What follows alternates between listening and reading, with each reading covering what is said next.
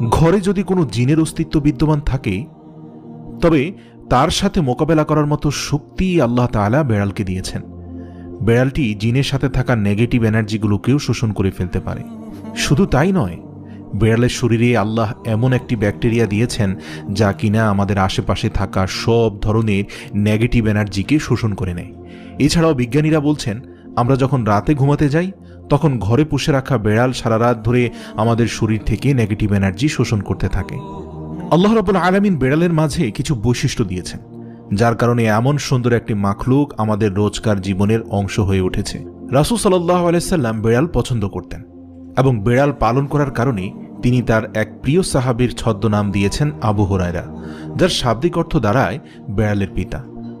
কেন একজন মুসলিমের বেড়াল পালন করা উচিত? গবেষণা করে জানতে পারা যায়, আজ থেকে ৮,০০০ বছর পূর্বে জঙ্গলের বেড়ালরা খাবারের খোঁজে